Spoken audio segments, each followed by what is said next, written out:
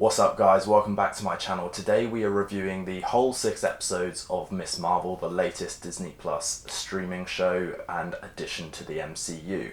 Now I've been really excited to talk about this show and make a video on it because I've seen it get a lot of hate over the weeks that it was airing, which I found really interesting because I personally found this show the most bearable out of all the Disney Plus Marvel shows to date. I don't want to give it the label of being the best MCU show currently because even though I think that it is, it's still got a long way to go. The MCU as a television format is still very subpar where the rest of the TV industry is at in terms of storytelling, narrative development and character building.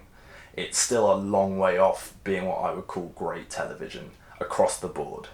But there is something about Miss Marvel that I found much more watchable than any of the other offerings we've had so far.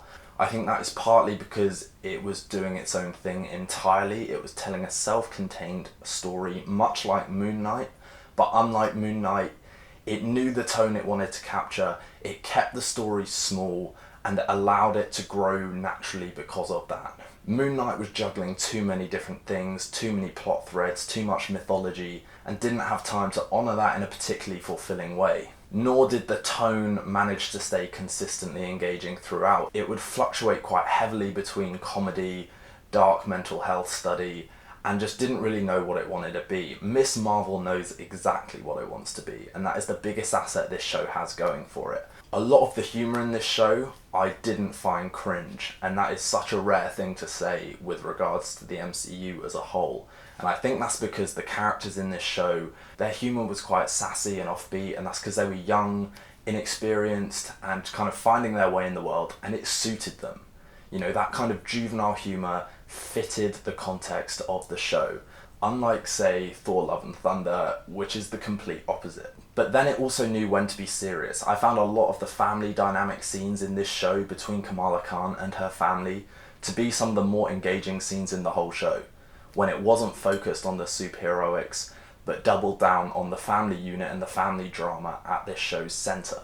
Miss Marvel, in my opinion, fully formed its cast and presented quite a well-rounded character ensemble. And I loved the pacing of it. I loved how naturally the plot felt like it moved forward. It wasn't like most of the other Marvel shows, which felt like very slow build-up for 4 episodes and then a rushed finish in the final 2.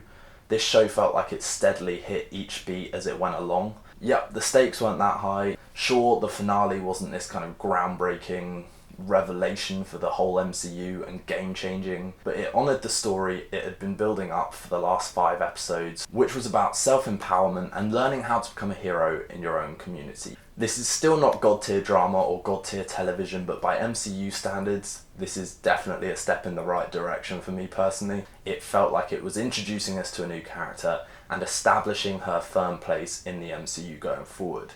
As a self-contained story, I really enjoyed it, and personally don't see where this excessive hate is coming from in comparison to a lot of the other MCU shows which got a ridiculous amount of praise in my opinion. But let me know what you guys thought in the comments below. Please consider liking and subscribing, that was always a huge help to my channel. But in the meantime, I will see you with the next video guys. Take care.